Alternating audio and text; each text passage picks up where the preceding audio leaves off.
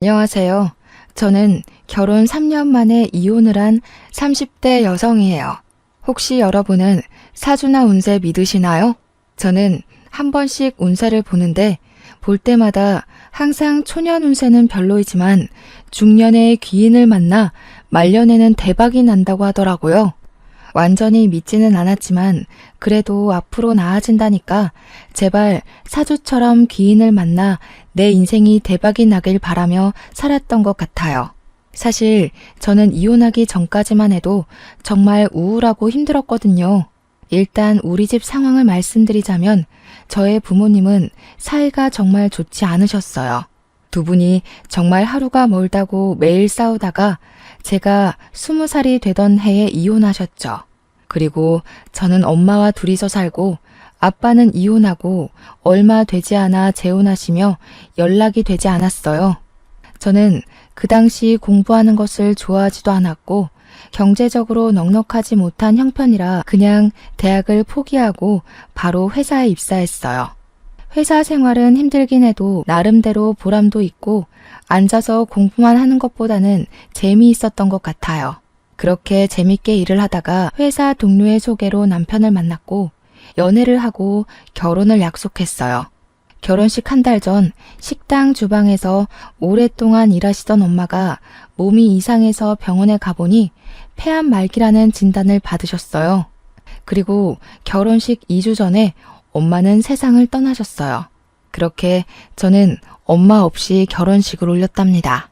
눈물의 결혼식을 마치고 허니문 베이비로 바로 아기를 가졌는데 제가 다니던 회사는 야근과 특근이 정말 많았어요. 출산 휴가도 고작 3개월이 다였고 무엇보다 워킹맘을 위한 복지가 거의 없었어요. 그래서 회사 여자 선배들은 결혼하고 임신을 함과 동시에 다들 회사를 관두더라고요. 저 역시 어쩔 수 없이 회사를 관두고 집에서 제 아이 지민이를 키우며 살고 있었어요. 시간이 흘러 아이가 2살이 되자 저는 어린이집에 지민이를 보내고 간단한 아르바이트라도 구해보려 했지만 시간이 애매해서 마땅한 일자리를 찾지 못하고 있었죠. 반면에 동서는 학교 다닐 때부터 공부도 잘했고 전교 회장도 몇 번 했다고 해요. 당연히 좋은 대학교에 대학원까지 나오고 복지가 엄청 좋은 회사에 입사하여 돈도 많이 벌고 있어요. 그래서인지 시댁에 다달이 용돈도 많이 드린다고 하더라고요. 게다가 어른들에게 말도 잘하고 싹싹해서 시댁 동네에선 최고의 며느리라는 소문이 자자해요. 무엇보다 친정도 부유하고 동서와 같은 동네에 살아서 아기가 아프거나 무슨 일이 생기면 언제든지 맡기고 출근할 수도 있어요. 제가 봐도 이렇게 동서가 잘났는데 시어머니는 저와 동서가 얼마나 비교되겠어요. 그래서 시어머니는 저와 동서를 항상 대놓고 차별했어요. 시댁에 일이 있어서 가면 동서에게는 일하고 왔으니 무조건 쉬라고 하시고 아이를 보며 집에 있는 제게는 너는 우리 아들 돈으로 놀고 먹으니 무조건 일하라고 하셨죠. 초겨울날이 되었어요. 저희 시댁은 날이 쌀쌀해지면 매년 김장을 하시는데 그때마다 최소 300포기씩 해요. 게다가 배추 농사도 하시니 남들은 절인 배추를 사서 김치를 담그지만 저희는 배추를 뽑고 절이고 헹구는 모든 과정을 다 직접 해왔어요. 우리 시댁은 김장 전에도 할 일이 정말 많아요. 처음에는 지민이가 너무 어리고 남편과 도련님과 동서는 출근해야 하니 아무도 도와줄 사람이 없어 시부모님 2분이 배추를 뽑고 절이고 헹구셨어요. 그런데 올해부터는 지민이가 어린이집에 가니 낮에 와서 일 좀 하라고 하시는 거예요. 저는 알겠다고 하고 시댁에 갔어요. 그렇게 3일 동안 시댁에서 하루는 배추를 뽑고 하루는 소금물에 절이고 하루는 전날에 절인 배추를 헹궜어요. 그리고 양념을 버무려야 하는 날이 되었죠. 저는 이미 3일 동안 안 하던 일을 했더니 온몸이 다 쑤시더라고요. 정말 땅에서 제 몸을 잡아당기는 느낌이라 도무지 일어나지 못하겠는 거예요. 남편도 처음에는 어서 가자고 하다가 제 상태를 보고는 그냥 혼자 가겠으니 집에서 쉬라고 하더라고요. 집에서 아이를 데리고 쉬고 있는데 시어머니한테 전화가 왔어요. 너는 그깟 배추 뽑고 절이고 헹구는 게 뭐가 그리 힘들다고 젊은 애가 몸살이 났어? 약 먹고 빨리 와. 지금 할 일이 태산인데 빨리 와서 일해. 제가 아프다고 말을 해도 오늘까지만 하면 된다며 참고 오라고 성하셨어요. 그러고는 10분마다 전화해서 계속 언제 오냐고 전화를 하시더라고요. 결국 저는 아픈 몸을 이끌고 지민이를 안고 시댁에 갔어요. 저는 솔직히 그때 시댁에 가면 김장할 준비가 되어 있고 동선애와 남편이 양념을 버무르고 있을 줄 알았거든요. 그런데 아직도 시댁 마당이 깔끔한 거예요. 왜 아직 시작도 안 했냐고 묻자 다들 저 오기만을 기다렸다며 그동안 밥 먹고 커피 마시고 TV 보고 놀고 있었대요. 심지어 동서는 회사에 일이 있다며 오지도 않았더라고요. 시어머니는 저를 보며 이제 일꾼이 왔으니 일을 시작하자고 하시더라고요. 남편과 도련님도 김장을 같이 하겠다고 고무장갑을 끼자 시어머니는 남자는 고무장갑을 끼는 것이 아니라며 낀 장갑을 벗기고 방으로 들여보내셨어요. 결국 저와 시어머니 둘이 김치를 버무르기 시작했죠. 그렇게 30분이나 지났으려나요? 원래 허리가 안 좋으신 시어머니가 갑자기 허리가 아프시다고 들어가서 누우시더라고요. 결국엔 저 혼자 그 많은 김장을 다 했어요. 김장이 어느 정도 끝나고 정리를 하려는데 그제야 동서가 회사가 이제 마쳤다며 오더라고요. 그런 동서가 얄미웠지만 그래도 회사에 다니니 어쩔 수 없겠지 하며 저의 짜증나는 마음이 보이지 않게 억지로 웃음을 지어 보였어요. 동서는 미안한 표정을 지으며 형님 혼자 고생 많으셨으니 뒷정리는 제가 하겠다고 하더라고요.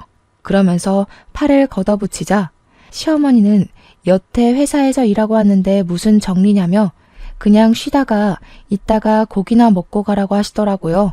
동서는 시어머니의 말씀에 씩 웃더라고요. 그러더니 제게 시어머니가 이리 말씀하시니 어쩔 수 없다며 그럼 고생마저 하시라고 하더라고요. 그러면서 저는 일하느라 힘들었으니 들어가 있겠다고 하더라고요. 그렇게 저를 약올리며 못 이기는 척 방에 들어가서 쉬더라고요. 저는 결국 김장하고 뒷정리하고 밥상까지 차렸답니다. 다 같이 밥을 다 먹어가는데 동서가 가방에서 봉투를 하나 꺼냈어요. 그러더니 시어머니께 봉투를 드리며 늦어서 죄송하다고 김장비니 편하게 받으시라고 하더라고요. 아이고 이런 거 줄 필요 없는데 일단 며느리 네가 준비를 했으니 고맙게 잘 쓰마. 아, 네가 좋아하는 갈비찜 많이 해놨으니 네가 다 챙겨가거라. 첫째 며느리는 갈비찜 별로 안 좋아하지? 어머니, 저도 갈비찜 좋아하죠. 그랬냐? 그런데 조금만 해서 일을 어쩐담? 그럼 너는 다음에 해주마. 너는 일하지 않으니까 평일에도 수시로 오잖아. 아유, 김장하니 피곤하네. 첫째 너는 이것 좀 치우고 있고 둘째는 잠깐 나 좀 보자꾸나. 시어머니는 밥을 다 드시고는 동서를 데리고 큰 방으로 들어가셨어요. 둘이서 뭐 하나 궁금해서 상 정리하는 척하며 몰래 큰 방 앞에서 하는 이야기를 들어보니 시어머니가 동서에게 선물을 해주시더라고요. 평소에 용돈도 많이 주고 또 때마다 현금도 줘서 고맙다고 하시며 백화점에 가서 옷 한 벌 샀다고 하더라고요. 그 모습을 보고 있자니 서운하더라고요. 어머니 옆에서 몇 날 며칠 동안 김장을 한 사람은 나인데 제게는 수고했다는 말 한마디 없으시고 뒤늦게 나타나 돈 봉투만 준 동서에게는 고맙다며 갈비찜에 옷까지 선물하시니 정말 너무하시네 싶더라고요. 저는 남편에게 내가 설거지 못하겠다고 그냥 집에 가겠다고 했어요. 남편은 오늘 많이 힘들었냐며 자기가 하겠다고 하더라고요.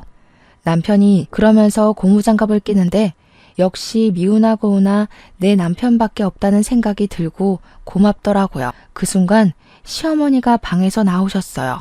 우리 민호가 왜 설거지를 해? 남자는 고무장갑을 끼면 절대 안 된다고 하지 않았니? 하지마. 너는 이깟 설거지 얼마나 된다고 그걸 꼭 굳이 네 남편에게 시켜야겠냐? 역시 친정이 없으니 이런 시댁에 대한 도리를 친정에서 배우지 못한 거겠지. 형님, 그깟 설거지 얼마나 한다고 그걸 아주버님한테 시키셨어요. 그냥 제가 할게요. 제가 얼마 있지도 않구만. 아가야, 너는 밖에서 일도 하고 와서 무슨 설거지니? 너는 하지 말아라. 집에서 우리 민호 돈으로 놀고 먹는 제가 해야지 안 그러니? 어머니, 동서는 오늘 아무것도 안 하고 밥만 먹었는데 설거지 하나 시키지 않는 게 말이 돼요? 왜 저만 이래요? 저는 너무 화가 나서 더 따져 묻고 싶었지만 그 순간 지민이가 나와 엄마랑 할머니랑 싸우냐고 묻더라고요. 아무리 그래도 지민이 앞에서 어른에게 큰 소리 내는 모습을 보이는 것은 아닌 것 같아 더는 이야기하지 않고 혼자 설거지했네요.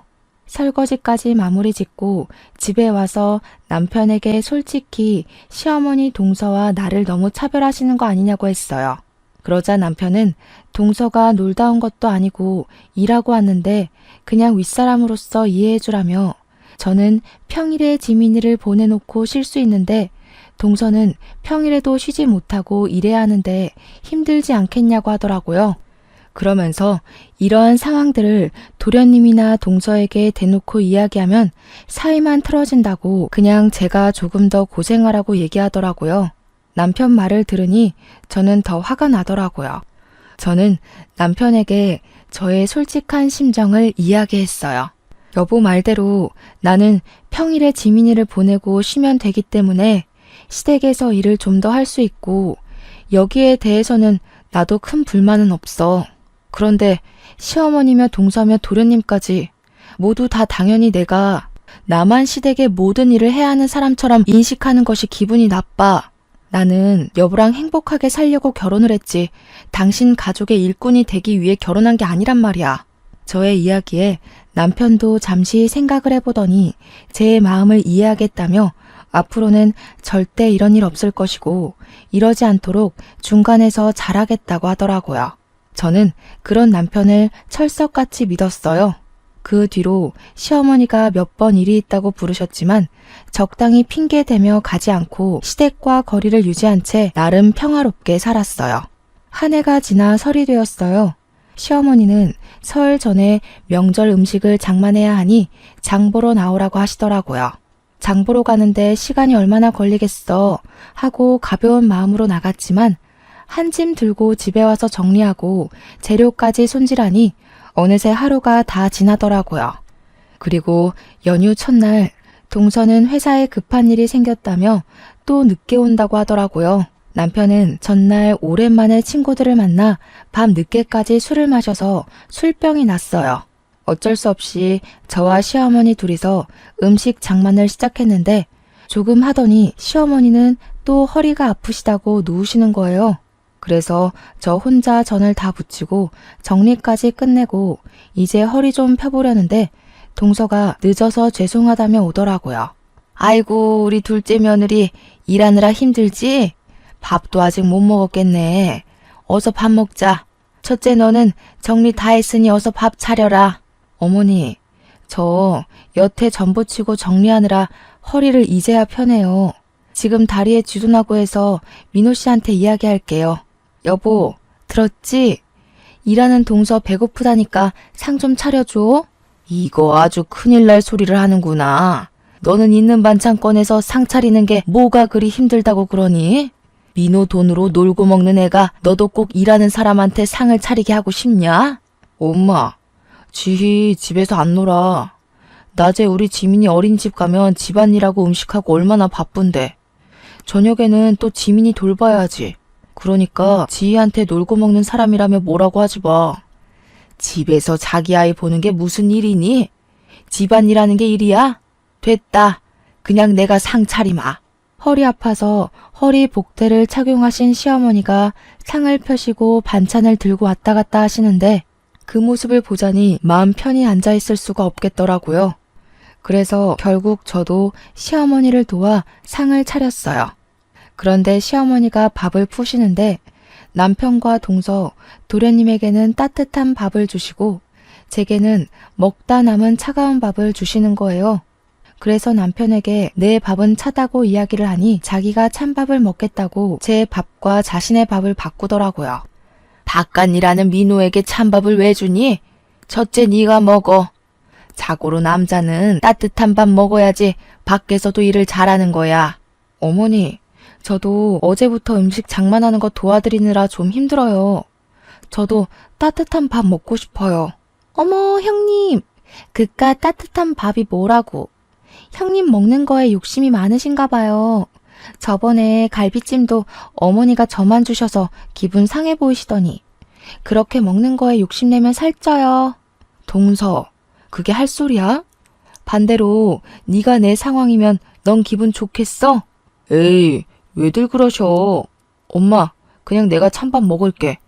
나 원래 뜨거운 거 잘 못 먹어서 찬밥에 국 말아 먹는 거 좋아해. 첫째, 너는 집에서 남편한테 맨날 찬밥만 주니? 얘 원래 따뜻한 밥만 먹었던 앤데 너랑 결혼하더니 왜 찬밥을 찾니? 바깥일하는 남편 좀 챙겨라. 그리고 우리 둘째야, 너는 일하다 와서 힘드니 신경 쓰지 말고 어서 먹으렴. 네가 좋아하는 갈비찜 많이 해놨으니 다 챙겨가고. 하다하다 이제 먹을 것을 가지고 차별하시는 시어머니가 너무 미웠어요. 여기서 제가 저 찬밥을 먹는다면 저는 그냥 찬밥을 먹어도 되는, 대접해주지 않아도 되는 사람이 되는 것만 같았죠. 손님처럼 대접은 바라지도 않아요. 그냥 아들과 평생을 함께하는 반려자로 인정해 주시기만 하면 좋겠는데 시어머니는 항상 저를 대놓고 무시하셨죠. 한결같이 저를 무시해온 시어머니, 그리고 그 옆에서 약 올리는 동서의 행동에 너무 화가 난 저는 그 자리에서 일어나 찬밥을 음식물 쓰레기통에 넣어버렸어요. 그리고 집에 가려고 짐을 다 챙기고 아이를 안았어요. 너 지금 뭐 하는 짓이냐? 감히 시어미가 준 밥을 쓰레기통에 던져? 그리고 당장 내일이 설인데 짐 싸서 어디를 가는 거야? 내일 친척들 다 오시는 거 몰라? 저는 그런 시어머니의 말씀을 무시하고 제 짐을 챙기고 아이를 안고 현관문 앞으로 갔어요. 보고 배운 게 없으니 저러지. 찬밥이든 더운 밥이든 시어머니가 줬으면 그냥 감사합니다 하고 먹을 일이지. 그걸 가지고 성질은, 역시 우리 둘째 아가는 학벌도 좋고 친정도 부유하니 보고 배운 것도 많고 잘 자라서 시집 왔는데 쟤는 부모가 이혼해서 보고 배운 게 없으니 저렇게 행동한다니까. 어머니, 지금 제가 고작 밥 때문에 이러는 것 같아요? 제게만 찬밥을 주셔서 화도 났지만 정말 제가 화가 나는 것은 어머니의 차별 대우예요. 항상 어머니는 동서에게는 무조건 쉬라고 하고 제게만 어떻게 모든 일을 다 시키세요? 그래놓고 수고했다는 말 한마디라도 따뜻하게 해주신 적 있으세요? 동서는 집도 잘 살고 대학교에 대학원까지 나와서 배운 게 많아서 내가 따로 가르칠 게 없지만 너는 친정도 없고 대학도 못 나왔으니 배운 게 없잖아. 그래서 내가 가르칠 게 많아서 그래. 내 딴에는 널 딸처럼 생각해서 내 옆에 두고 하나하나 가르치려는데 그게 그렇게 불만이야? 어른으로서 가르침을 주는 것은 당연하지. 착각하지 마세요. 김장시키고 제사음식 장만하고 하는 게 가르치는 거예요? 이거는 그냥 일 시키는 거예요. 어찌되었든 저는 이 집의 노비가 아니니 동서가 저와 동등하게 같이 일을 할 때까지 당분간은 이 집에 못 오겠네요. 안녕히 계세요.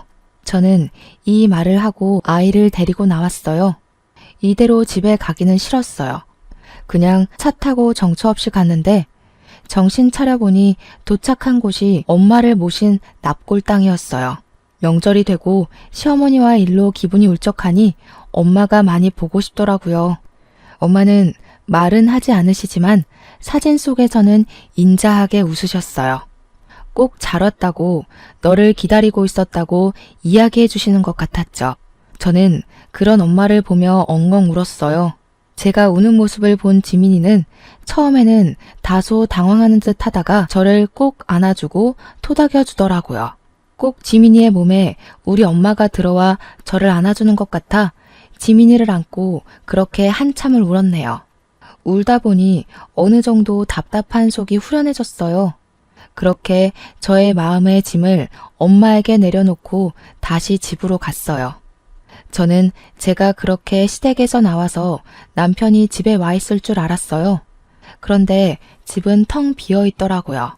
남편은 명절 당일에도 오지도 않고 연락도 없었어요. 연휴 마지막 날 밤늦게서야 집에 들어오더라고요. 저를 보자마자 한다는 이야기가 너는 꼭 그 자리에서 그렇게까지 해야겠냐고 하더라고요. 나는 너네 집 노비냐? 김장할 때도 너나 시어머니는 나에게만 그 많은 일을 다 시켰어. 요새 같은 시대에 어느 집에서 배추 300포기를 담가? 그것도 며느리 혼자 말이야. 음식 장만도 나 혼자 다 했지. 그리고 내가 그렇게 하는 동안 너고 네 동생이고 날 도와준 적 있어? 그저 어머니가 뭐라고 하셨으니까 어쩔 수 없다며 뒤로 빠지긴 하고. 나 이제 더는 못 참아. 이제 시댁에 안 가. 쉬지도 않고 따발총처럼 이야기하는 저의 모습을 본 남편은 고개를 저으며 방문을 쾅 닫고 들어갔어요. 저는 정말 다시는 시댁에 가지 않을 것이라 다짐했죠. 그런데 얼마 뒤 시어머니의 허리가 많이 안 좋아지셔서 허리 수술을 해야 하는 상황이 되었어요. 아무리 미운 시어머니지만 그래도 같이 사는 남편의 엄마라서 걱정이 되더라고요. 그래서 다시는 시댁에 가지 않을 것이라는 다짐은 일단 뒤로 한 채 병문안을 갔어요. 다행히 수술은 잘 되긴 했지만 당분간은 절대 안정을 취해야 하니 단순히 걷는 것 이외에는 아무것도 해서는 안 되는 상황이었어요. 그래서 저는 아침에 지민이를 어린이집에 보내놓고 식사 준비며 시댁의 모든 집안일을 도와드리기로 했어요. 시어머니가 밉긴 했지만 그래도 가족이기도 하고 동서나 남편은 회사에 가야 하니 저밖에 할 사람이 없으니까요. 어머니는 제가 시댁에 오자 정말 작정을 한 사람처럼 모든 일을 다 시키셨어요. 때에 맞춰 식사 준비, 화장실 청소, 집안 대청소는 당연하고 설치하고 한 번도 닦지 않은 것처럼 기름때가 찐득찐득한 가스레인지 후드 청소, 냉장고 정리, 부엌 서랍 정리 등 모든 일을 다 시키셨어요. 시키시고 그냥 가만히 계시면 좋을 텐데 꼭 시키시고는 옆에 쫓아다니시며 이거는 이랬네 저랬네 하시며 잔소리를 하셨어요. 그뿐만이 아니라 시키신 일 중에 뭐 하나라도 제대로 되지 않으면 너는 이깟 집안일 하나 제대로 못하냐며 엄청나게 구박하셨어요. 그러면서 말끝마다 역시 친정이 못 사니 대학도 못 가고 배운 게 없어서 저런다며 저러니 애가 시간이 있어도 알바를 구하지 못한다며 또 뭐라고 하시더라고요. 이렇게 잔소리와 구박을 들으며 첫째 날이 흘렀어요. 다음 날, 전날 때 빼고 광내서 청소를 싹 했으니 오늘은 그냥 식사만 차려드리면 되겠다 싶어 갔는데 이번에는 제가 결혼하고 나서 한 번도 정리하지 않았던 창고를 정리해야 한다며 창고 정리를 시키시는 거예요. 창고를 정리하는데도 옆에 서서 잔소리하시고 구박하시고 제가 말을 잘 못 알아들으면 욕까지 하시는데 정말 아무리 허리가 아프신 시어머니라 해도 못 참겠더라고요. 그래서 그날은 퇴근하고 온 남편을 붙잡고 시어머니가 이렇게까지 청소를 시키시며 구박에 막말에 욕설까지 하셨다고 했어요. 그랬더니 남편은 제 말을 믿지 못하겠으니 녹음을 해놓으라고 하더라고요. 그래서 다음날 저는 핸드폰 녹음기를 켜고 시댁에 갔어요. 너 왜 이렇게 늦게 와? 아프고 늙은 시모 굶겨 죽일 참이야? 나쁜 년. 그리고 옷은 그 청바지가 뭐냐? 청바지 입고 어떻게 일할 거야? 너네 엄마는 시댁에 어떤 옷을 입고 가야 하는지 그런 것도 안 가르치고 죽었다니? 도대체가 내가 어디부터 어디까지 너한테 알려줘야 하는 거야? 일단 밥이나 차려. 밥 차리고 오늘은 저온 창고 싹 다 정리해라.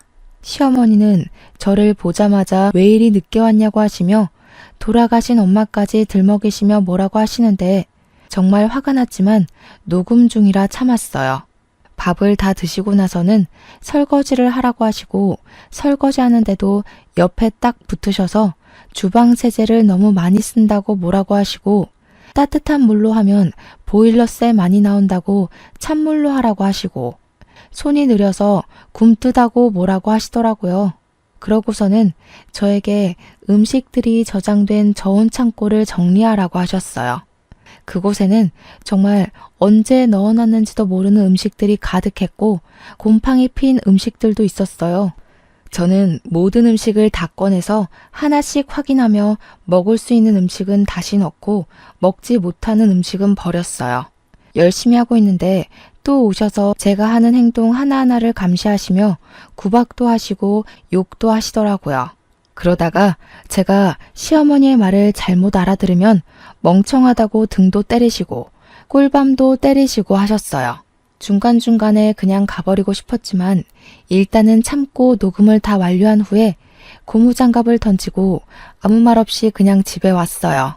집에 와서 온종일 녹음한 내용을 남편에게 들려주었어요.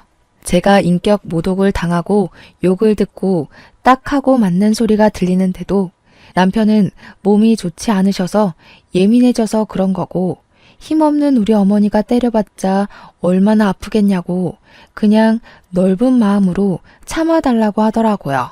저는 그런 이야기를 하는 남편에게 역시 가지는 개편이라며 세상에 믿을 만한 인간 하나도 없다고 하고 방에 들어갔네요. 다음 날 3일 연속 시댁에서 일했더니 온몸이 다 아프더라고요.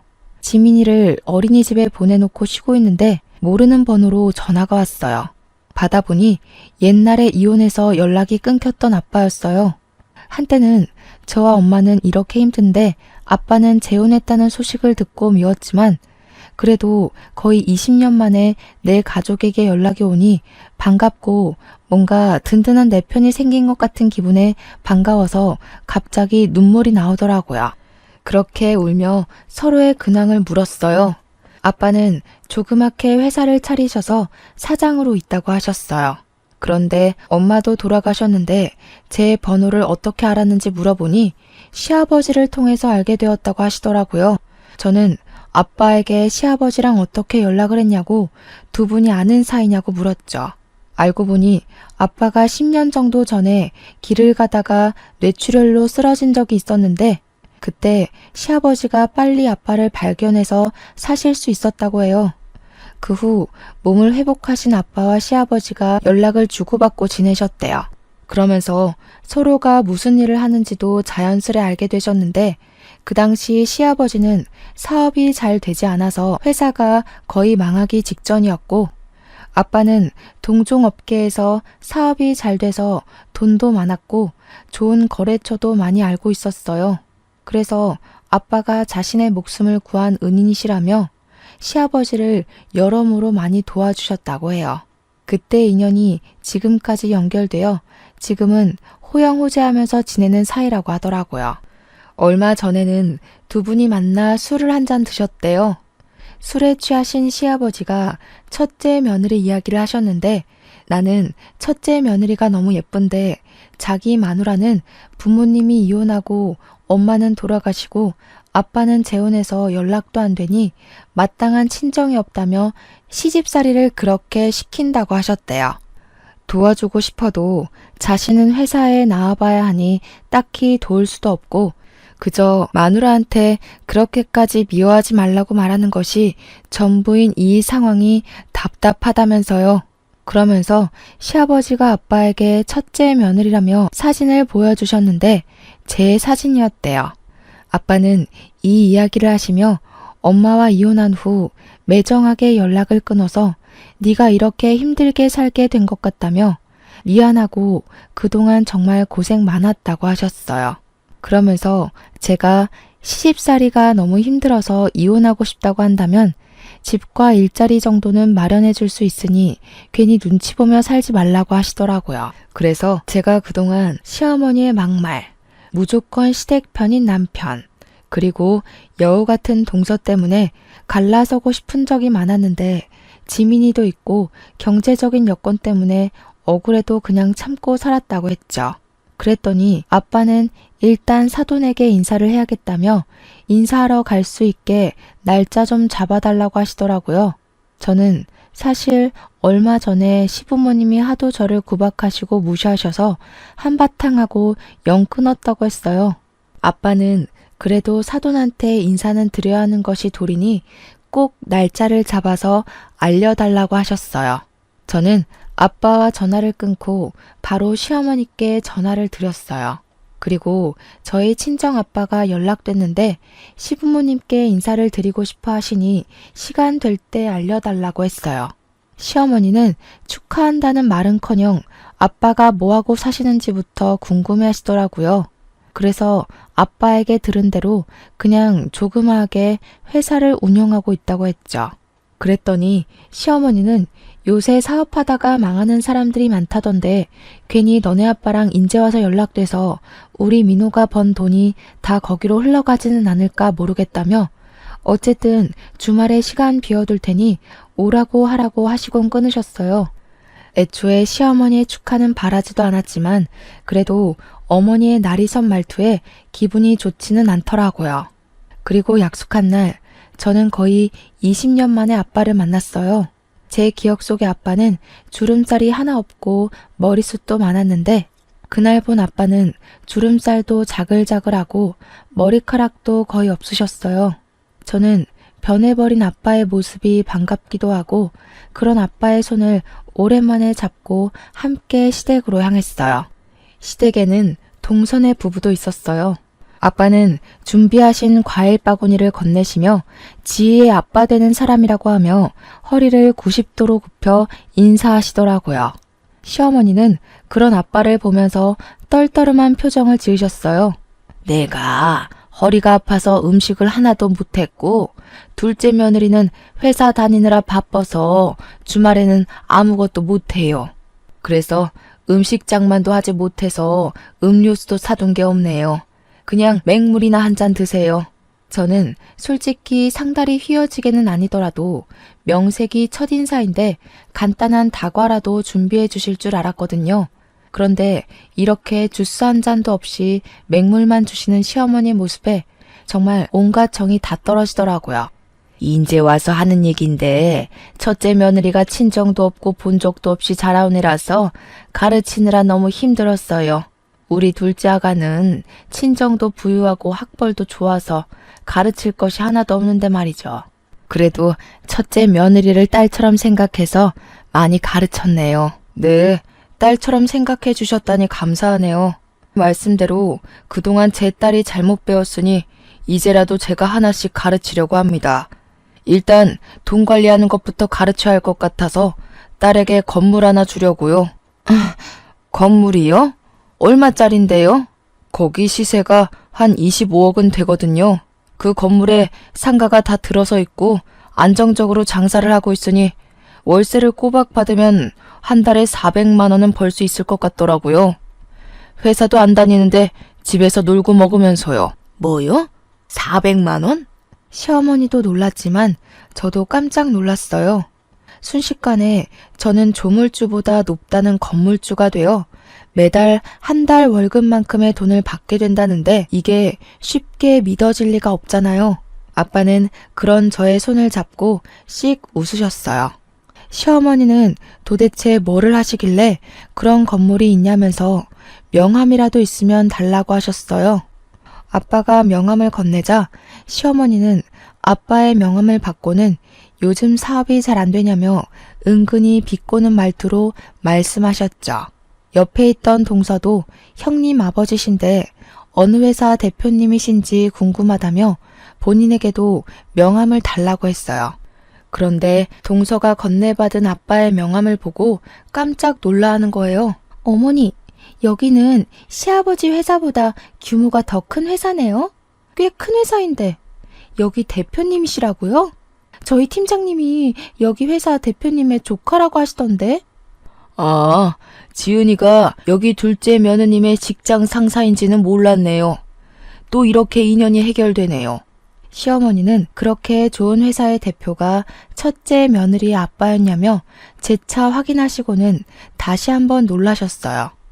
아빠는 그런 시어머니에게 당당하게 제가 이 회사의 대표라고 하시며 일단 오늘은 일이 없으니 가봐야 할 것 같다고 하시고는 자리에서 일어나셨어요. 저는 아빠를 보내드리고 다시 시댁으로 왔어요. 어느덧 저녁 6시. 저녁을 먹을 시간이더라고요.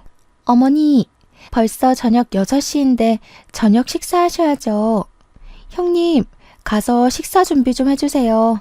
저는 아시다시피 일하느라 피곤해서요. 동서는 아주 당연하다는 듯이 제게 저녁 식사를 시키더라고요. 그 소리를 들은 시어머니가 깜짝 놀라 동서에게 다가왔어요. 예, 오늘은 네가 준비해라. 쟤도 오늘 오랜만에 아빠 만났으니 얼마나 정신적으로 힘들었겠니? 저는 그래도 회사에서 일하는데 오늘 하루는 푹 쉬어야죠. 형님은 집에서 노시는데? 쉬긴 뭘 쉬니? 젊어서 고생은 사서도 한다고 했다. 네가 밥 차리고 첫째 아가는 잠깐 나 좀 보자. 할 말이 있다. 시어머니는 저를 부르실 때 야 아니면 첫째 너라고 하셨어요. 그런데 돈 많은 아빠가 왔다 가시자 저에게 결혼 후 처음으로 첫째 아가라고 부르시며 저를 큰 방으로 데리고 가시더라고요. 아가, 내가 그동안 너한테 섭섭하게 한 것이 있다면 미안하다. 나는 그냥 친정도 없는 네가 어디 나가서 혹시라도 무시당할까 봐. 다 네가 잘 되길 바라는 마음에서 그렇게 한 것이니 이해해 주려무나. 그리고 다른 친구들은 다른 며느리한테 한 달에 100만 원씩은 받고 산다던데 나는 한 달에 50만 원 정도는 내 용돈으로 줄 순 없겠니? 병원비도 있고 생활비도 있고 조금 힘들어서 말이야. 이제 동서보다 제가 돈을 더 잘 벌게 생겼으니 어머니 상황이 역전되셨네요. 아가야, 무슨 말을 그리 서운하게 하니? 그런 게 아니라 그냥 서로 돕고 살자는 거지. 어머니는 저 혼자 김치 300포기 담그고 명절 음식 준비할 때 한 번이라도 도와주신 적 있으셨어요? 허리가 아프시지 직접 도와주시지는 못해도 누구한테 힘들 테니 도와주라고 한 적 있으셨나요? 그러기는커녕 아무 일 못하게 하시고 저 혼자만 일 다 시켜놓고는 인제 와서 서로 돕고 도와주는 척 하시는 건가요? 시어머니는 저의 말에 아무 대답도 못하고 그저 당황해만 하셨어요. 어머니, 저는 어머니의 말씀대로 본 것도 없이 자라서 서로 도우며 사는 거 뭔지 잘 모르겠네요. 저는 이 말을 남기고 거실로 나갔어요. 부엌에 가보니 동서는 입술이 삐죽 나와서 저녁 준비를 하고 있더라고요. 저는 그동안 얄밉게 말하는 동서에게도 한마디 했어요. 동서, 아직도 그것밖에 못 차렸어? 빨리빨리 움직여. 이러다가 내일 밥 먹겠어. 하긴 뭐 네가 회사를 한답시고 집안일을 해봤어야 알지. 형님, 지금 돈 많은 아빠 있다고 유세 떠는 거예요? 너도 그동안 회사 다녀서 돈 번다고 유세 부렸는데 나는 그러면 안 된다니? 그리고 어머니, 용돈은요? 용돈은 학벌 좋고 친정도 부유한 동서한테 받으세요. 전 이혼하겠습니다. 더는 이 집에 노비처럼 못 살겠어요. 노비라니. 나는 너를 맹세코 단 한 번도 그리 생각한 적 없다. 정말 딸처럼 생각했어. 딸처럼 생각하셔서 찬밥 주시고 먹는 거로 차별하시고 맨날 저에게만 그렇게 일을 시키셨어요. 무슨 말이 안 되는 소리를 하셔야죠. 저희 갈라서겠습니다. 여보, 왜 그래? 그게 무슨 소리야? 이혼이라니. 우리 다시 잘해보자. 이제 장인어른도 계시고 혼자 어디를 가려고. 장인어른? 너 이제 이혼해서 마누라도 없는데 네가 장인어른이 어딨니? 그리고 내가 우리 아이 챙겨서 갈 거야. 나갈 때 있으니까 내 걱정은 말고. 저는 그렇게 지민이를 안고 그 집을 나왔어요. 남편과 시어머니는 갑작스러운 저의 이혼 선언에 황당해하며 저를 붙잡았지만 이미 마음이 확고해진 저는 미련 없이 그 집을 떠났어요. 그리고 아빠가 마련해 주신 새로운 보금자리로 갔어요. 다음 날 저는 근처 신경정신과에서 시댁의 스트레스로 인해 정신적인 피해를 보았다는 처방전을 끊었어요. 그리고 이혼 서류를 작성해서 처방전과 함께 시댁에 퀵으로 보냈죠. 잠시 후 시어머니한테 전화가 오더라고요. 무슨 이혼 서류야? 정말 이혼할 거야? 네, 어머니. 저 이제 그 집에서 더는 노비 생활 못해요. 이혼하겠어요. 이제 둘째한테도 일 시키고 할게. 우리 아들들한테도 일 시킬게. 그러니까 제발 마음 풀고 같이 살자. 저 지민이는 혼자 어떻게 키우려고 그래. 제 걱정하는 척 하지 마세요. 제가 알아서 아주 멋지게 잘 키울 거예요. 어머니가 이렇게 부탁하셔도 저는 이미 마음 정했고 이혼할 겁니다, 반드시. 그깟 일 조금 시켰다고 이혼이 어디 쉽게 될 것 같아? 어머니 허리 아프셨을 때 막말하셨던 거 제가 다 녹음했고요. 지금 병원에서 시댁 스트레스로 인해 정신적으로 피해받았다는 내용의 처방전까지 받았어요. 그리고 아빠 회사에 법무팀 팀장님과 친한 변호사가 이혼소송 전문 변호사래요. 그래서 이혼해주지 않으시면 그곳에서 이혼소송 진행하려고요. 시어머니는 저의 확고한 대답에 살아생전 너같이 독한 년은 처음이라며 온갖 욕설을 퍼붓고는 끊으셨어요. 이어서 남편에게도 전화가 오더라고요. 네가 원한다면 나 우리 가족과 영 끊고 살게.